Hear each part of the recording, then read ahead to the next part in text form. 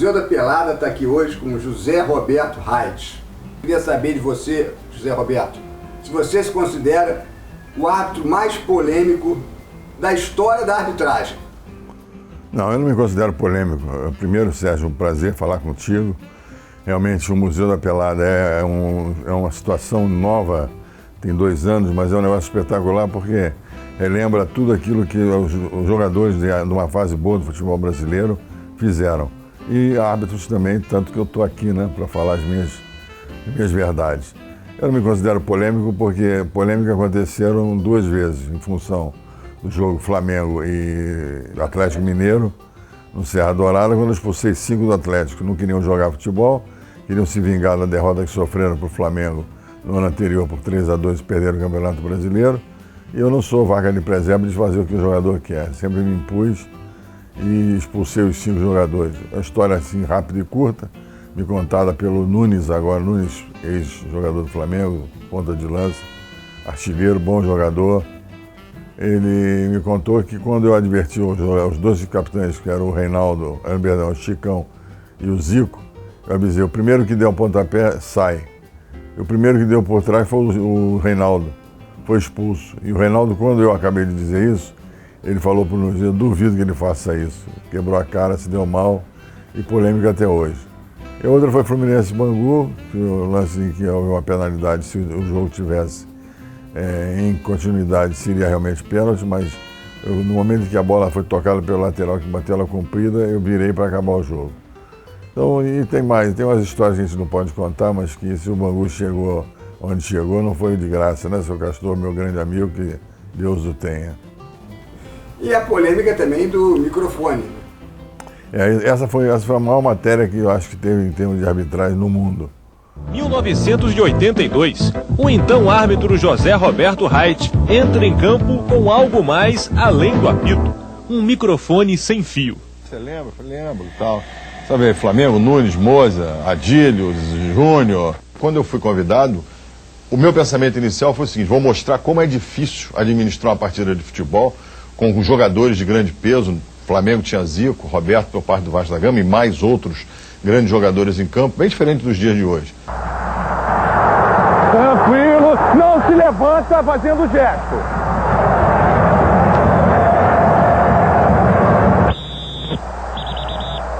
Acabou, Giovanni, é a segunda, hein?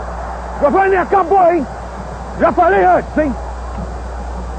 Ah, Giovanni, vai jogar! Vai jogar! Tranquilidade, com calma, sem necessidade. Tava a bola, não tem condição de tocar no cara, hein? Porque foi uma filmagem e uma gravação daquilo que acontecia em campo. O único defeito que hoje eu acho que poderíamos ter corrigido é ter colocado um microfone um pouco mais amplo, onde houvesse a possibilidade de ouvir também o que o jogador dizia. Como ficou no meu peito, o que eu falava é que saía com muito mais veemência. Isso aí eu acho que foi um pequeno erro que nós cometemos, mas, de qualquer maneira, foi uma coisa muito inusitada. Mostramos como é difícil a gente controlar jogador dentro de campo, bronca e segura daqui. Ainda mais o Vasco e Flamengo, daquelas áureas épocas do futebol brasileiro, que não tem nunca mais. Porque todo mundo nas redes sociais diz que você é Flamengo. Depois de ter a história para contar também. O que eu sou Flamengo? Eu não sou Flamengo, eu sou Fluminense. E o cara que está no futebol, habitando, ou seja lá o que for, e disser assim, eu não tenho time, é mentiroso. Tanto que o psicólogo do Fluminense, da federação, quando fizemos o curso, ele perguntava assim, que time você torce? O cara dizia, não tenho time, então tá escondido. Eu tirava fora. Porque quando a criança nasce, a primeira coisa que o padrinho dá é uma camisa do Flamengo. E o pai dá uma do Fluminense. E aí era essa briga quando a criança nasce, imagina ao longo da vida dele. Bom, então, eu sabia esse ano, agora em 2018, há cerca de umas 2 semanas, que o Flamengo, quando foi campeão em 82, 83, no Campeonato Carioca, dos 13 jogos do Flamengo, eu apitei 11. Devia ter recebido o bicho também, mas não tem. Então, o que acontece? Eu apitei 11, então ficou marcado muito por isso, muito mais até do que por causa de Flamengo Atlético e tal. Se fosse assim, eu seria o Olímpia do Paraguai, porque eu expulsei 5 do time da casa da Bolívia. Começou a 90ª Revolução Boliviana, foi uma lambança absurda. Briguei com uns 40, foi uma loucura de doido. Não morri porque Deus não quis. Então eu também sou Olímpia do Paraguai. Mas então, Paulo, você começou jogando no Juvenil. Eu joguei no Juvenil do Fluminense, comecei com o Carlos Alberto Torres, eu fui barrado pelo Edson Borracha. Foi tão rápida a carreira do Edson, era um excepcional goleiro, e chegou na seleção brasileira em 2, 3 anos. Era bem melhor do que eu. Você era goleiro? Era goleiro. Eu era bem melhor do que eu, mas... E aí o que aconteceu? Ao mesmo tempo eu fazia atletismo, eu fazia no Fluminense. Cheguei à seleção brasileira, fui campeonato sul-americano, Jogos Brasileiros, e em função disso, mas parei com 23, 24 anos, eu parei. E quando eu servi exército, eu era do Pentatlo Militar do Brasil, eu fazia parte da equipe brasileira. Então essas coisas todas são somatórias para mostrar que o peladeiro aconteceu depois, já com o Gessi Sarmento, meu querido amigo, jogávamos no Monte Lima nas terças-feiras, e com o Washington Rodrigues lá em cima do Montanha.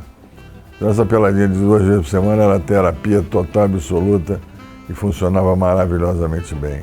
E qual foi o primeiro jogo que você apitou, você lembra, profissional? Em 1974, maio de 74, o Dilson Guedes chegou para mim e disse: vou lhe dar a sua grande chance. Eu falei assim: qual seria, seu Dilson?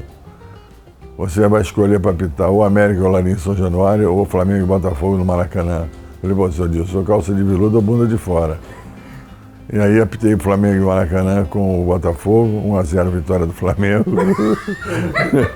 Entendeu? Foi gol de pênalti, não? Não. E 1-0 e tal, e daí começou a minha carreira, fui muito bem nessa partida, elogiadíssimo. E aí é um temperamento que você tem a característica ou não tem. Eu tenho a característica de ser disciplinador, entender o espírito do jogador pelo fato de ter sido jogado. Eu ainda tive uma outra grande vantagem na minha vida, que foi, eu comecei a minha vida profissional trabalhando após servir exército, no Maracanã, no estado do Maracanã, na assessoria de esporte, onde tinha Nilton Santos, Bellini, Barbosa, Décio Esteves, Jair Rosa Pinto, Chico, Aramburu. Pô, gente, quem é da pessoal da antiga, só foi peladeiro, eu jogava com eles. E aprendi muito, tenho até uma história com o Nilton Santos super interessante. Eu era garoto de 19 para 20 anos, torneio interno, torneio lá do Estado, aquelas secretaria disso, secretaria daquilo. Aí fomos jogar contra o Corpo de Bombeiro lá no Maracanã, pelada de 8. Aí o cara me deu uma pregada e partiu para dentro para brigar, o Nilton Santos disse: calma, garoto, não faz isso aqui é futebol. Eu falei: tá bom, Nilton, tá ok, pô, Nilton Santos, né? Aí, 10 minutos depois, o cara dá-lhe uma porrada no Nilton. Aí o Nilton quis brigar, eu falei: agora não, você não deixou eu brigar, você não vai brigar não. Pode ficar calmo aí. Então essas peladas, essas histórias, tem a dar com pau, é muita coisa. E você era brigão? Você lutava alguma coisa? Eu sou faixa preta de judô, então eu sempre fui um cara, eu não provoquei, nunca, mas não levava desaforo não. Na época que você já apitou o seu primeiro jogo, você lembra quem eram os grandes árbitros da época? Ah, sim, era Armando Marques, Arnaldo César Coelho já era o nome forte, Romualdo Arpe Filho. O Romualdo, por exemplo, era um árbitro que levava o jogo na maciota, né? O Dulcídio já era mais forte. O Dulcídio é tão engraçado que o Dulcídio xingava os jogadores, né? Eu falei: pô, Dulcídio, você xinga os caras, pô, isso aí não é legal. E se o cara te xingar, eu expulso? Eu falei: pô, que vantagem. Você tá ficando doido, cara. Bom, aí isso aí tem outras histórias com ele. Então cada um do seu jeito de ser, né? Eu levava o jogo na força e o Romualdo levava na maciota. Agora, qual era o jogador mais difícil de controlar dentro de campo? Mas tem jogadores difíceis. O Roberto era um jogador complicado, não era desrespeitoso, mas reclamava. O Dé, o malandrão, hoje Dé, comentarista excelente na Rádio Globo. O Dé parecia um boneco de posto de gasolina. O cara gostava nele, ele caía duro. Tá. Então eu falei: pô, Dé, levanta aqui, não foi nada. Ele olhava para mim: pô, seu Raid, tá bom, vambora. Então, mas é verdade, o Dé é um jogador esperto demais. O cara encostava nele, ele caía durinho. E Arnaldo César Coelho ou Armando Marques? Arnaldo César Coelho. Arnaldo, pelo seguinte, íntegro, o Armando também era, não posso falar nada dele, mas eu confiava muito mais no Arnaldo do que no Armando. O Armando não era uma pessoa confiável. O Arnaldo é uma pessoa que, você vê, foi o árbitro da final da Copa do Mundo, que é um prêmio maravilhoso. hoje comentar na televisão, TV Globo já tem anos, com propriedade, com clareza. Realmente, sem dúvida nenhuma, o Arnaldo disparado. Mas você foi um dos pioneiros em comentar arbitragem na TV. Foi. Eu comecei já em 86, na Copa do Mundo de 86. E eu criei essa frase, o futebol, meu pai criou essa frase. O papai foi Benjamin Rice, foi comentarista esportivo, famoso, melhor da época. E ele criou essa frase, futebol é uma caixinha de surpresa. E eu criei a regra clara. E o Arnaldo tomou de mim a regra clara na mão grande. Essa eu não sabia. Eu sou até livro, né? Mas a regra clara. Eu criei essa frase em 86 e falava. Então, depois, ele em 90 eu fui para a Copa e ele começou na TV Globo. E com isso ele popularizou, né, com propriedade. E o pior, Arnaldo, você não me pagou um royalty disso, hein? Agora explica porque para as pessoas entenderem a sua grandeza como árbitro, né? Você apitou quantas finais de Libertadores? Eu apitei. De brasileiro? Brasileiros foram 5, Libertadores foram 3 ou 4. Aí fiz Mundial de Clubes no Japão, Milan e Olímpia. Fiz Pan-Americano. O Copa Pan-Americano era o time do México e jogava até o Hugo Sanches, jogava pra caceta, figuraça.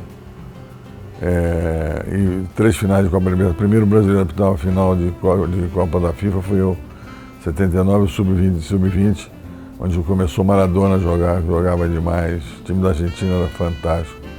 Ganharam de 3-0 da Rússia no final. E em função desse trabalho todo, mais de 120 partidas de campeonatos regionais decidindo e mais de 1.200 partidas apitadas. Quer dizer, então, em função disso, e tudo isso com um critério só, quer dizer, eu sempre fui disciplinador. Esse jogo do Flamengo e Atlético Mineiro, que a gente entrevistou o Reinaldo, ele reclamou muito de você, né? Eu queria que você lembrasse, assim, desde o início, assim, quando você entrou em campo, né? Você já sentia que tinha alguma coisa estranha naquele jogo? Não. Eu esperei acontecer, só que eu não tinha ideia que o provincianismo do atleticano mineiro, que são provincianos ao extremo, inclusive que Deus o tenha, o presidente do clube, pai até do atual prefeito, que me parece que está muito mal lá em Belo Horizonte, né? Péssima, administração horrorosa. Não podia ser diferente, não soube administrar o clube, vai administrar o quê? Então, eu esperei a coisa acontecer e avisei antes de expulsar o Reinaldo. O primeiro que der sai, porque já tinham tido umas 5 ou 6 entradas fortíssimas. Falei, esse jogo não vai acabar. E antes que ele acabe porque os jogadores vão brigar, eu preferi botar ele para fora. E foi o Reinaldo que deu. Eu expulsei e aí pronto. Foi aquela o Éder veio cheio de mar, me deu um tranco, toquei ele para a rua. Chicão, que é um cara até muito maneiro, muito legal. Ele falou bobagem, saiu. Deixa eu ver quem mais foi, Éder, Reinaldo, Chicão, Palhinha. Também o Palhinha falando muito, falou besteira, rua. O goleiro lá, o João Leite. Parece que fez uma grande carreira como político em Belo Horizonte. Ele caiu, ficou fazendo hora, cera, falou, então sai você também, acaba o jogo. Encerrou o negócio sem problema, porque realmente não ia deixar de perder minha autoridade por causa de jogador de futebol. Pô, sem chance. E você depois reviu o jogo, você já reviu aquele jogo várias vezes, você não acha que você faria tudo de novo? Igualzinho, igual. Eu fiz depois, eu te falei, Olímpia e Wiltermann, em Cochabamba, Deus me livre, uma loucura de... Quando eu saí do vestiário, que os caras queriam arrombar a porta, olha, tem um português claro, uma grande cagada. Quando eu voltei, o coronel, o chefe do policiamento, estava com a orelha pendurada, tinha tomado uma garrafada. Falei, porra, vai ser uma coisa de maluco. Aí saí voado por baixo da arquibancada, tirei a camisa, né? Fiquei com a camiseta branca por baixo. E quando eu saí assim, tinham 2 policiais. Eles me pegaram, botaram dentro do carro e me levaram para a delegacia, para o quartel. Os 2 bandeiros que ficaram, Cláudio Busca e o Velasco da Colômbia, apanharam pra caceta. E o Velasco era campeão pan-americano de boxe. Então, o futebol tem muito dessas coisas. Então, agora só que é o seguinte, nunca recuei, nunca botei o galho dentro e por isso é que eu acho que eu consegui a projeção que eu tenho e que até hoje vocês estão vendo, vocês aqui, o pessoal da Pelada me entrevistando, perguntas super legais, super interessantes. E o futebol é isso aí. Você não pode voltar intencionalmente, porque dá aqui para compensar. Tinha até a história de um árbitro chamado Geraldino César, foi um árbitro famoso aqui no Rio de Janeiro, local. Então ele uma vez o América Botafogo, ele correu lá, e deu pênalti. Aí o professor do Botafogo foi voar em cima dele. Você, como é que você marca esse pênalti? Pênalti? E esse dedinho aqui não vale não? Pra lá. Então, são essas histórias. Comigo nunca aconteceu o dedinho. Olha, eu devo ter errado, devo ter marcado pênalti, não foi, devo ter errado algumas situações, mas 99,99% eu acho que eu acertei. Agora, a gente fez uma entrevista com o Cabelada, né? O Cabelada é uma figurada. O Cabelada é uma história, é o folclore da arbitragem. Sabia apitar, por incrível que pareça, mas era um cara político. É um cara que sempre acomodava as situações e tal. Está em Búzios hoje. Está em Búzios, lá fazendo comida lá numa pousada. Parece que a comidinha dele é boa. Já me convidou para comer umas 3 vezes, eu não tive muita coragem. Eu ganhei mais experiência, o Cabelada. Mas isso é brincadeira. O Cabelada é uma figura interessante, e gosta de um gorozinho brabo. Mas é um cara super, super legal. Na sua época não tinha essa história de dancinha. Como é que você vê essas comemorações? Eu acho a comemoração, quando ela não é ofensiva, por exemplo, um gesto ofensivo, o cara chegar e fazer isso aqui. Eu acho que brincar, chorar, pular, abraçar, eu acho que isso faz parte do conceito comemorativo do gol. Não pode ofender, não pode gesticular ofensivamente. Agora, comemorar com gesto, saltar, mandar beijo para a torcida adversária, isso aí são coisas que acontecem. O outro é que trata de refazer o resultado. Como é que foi a sua Copa do Mundo? Fui eleito o melhor árbitro do mundo 2 vezes seguidas. Caramba, hein? Eu acho que isso é uma coisa que vale tanto quanto apitar a final de Copa do Mundo. Foi 4 jogos, uma só Copa, que ninguém tinha apitado tanto. Eu fui o primeiro, 90 na Itália. Eu apitaria inclusive a final. E aí é que eu digo, quando eu tenho restrições ao Armando Marques, porque eu vinha saber que ele chegou ao Dr. João Avelange e chegou com o seguinte argumento. Dr. João, a Alemanha já perdeu com 2 brasileiros, se perder com o terceiro, vai ser a 4ª Guerra Mundial. Eu falei, pô, e aí o Dr. João pensou 2 vezes e me tirou do jogo. E como é que você vê essa discussão do árbitro de vídeo, chip? O que você acha disso, dessas mudanças? Eu acho uma besteira do tamanho de um bonde. Eu sempre digo, até de brincadeira, falei até com o presidente da CBF, o Marco Polo, dizendo o seguinte: antes era um a fazer merda, agora são 2. Porque o que acontece é o seguinte: a opinião do camarada que está no campo é uma, o que está vendo no vídeo é outra. E eu analiso o jogo de uma maneira e você analisa de outra. Não vai dar certo, não tem porquê. A dúvida que se tinha era com relação a se a bola entrou ou não. Era a grande polêmica, por isso é que colocaram o árbitro de vídeo. E como é que é você na rua, por exemplo? Como é que você é tratado pelos torcedores? Normalmente sempre pede para fotografia, pede um autógrafo. Eu já estou parado há um tempão, né? Eu estava andando na cidade à noite, aí tinha um camarada com uma criança no colo. Eu disse, Roberto Reis, falei, pô, cara, eu sou atleticano, tinha prometido quando encontrar te dar uma porrada, mas tu é muito grande e forte. Falei, por que você... Aí eu comecei a conversar e tal, o cara falou, pô, você é um cara legal e tal. Falei, pois é. Aí eu bati o papo, né, eu vou fazer o quê? O cara... Mas o futebol tem isso, você tem que ter equilíbrio para poder fazer uma coisa com... Como é que eu vou dizer a você? Com lealdade.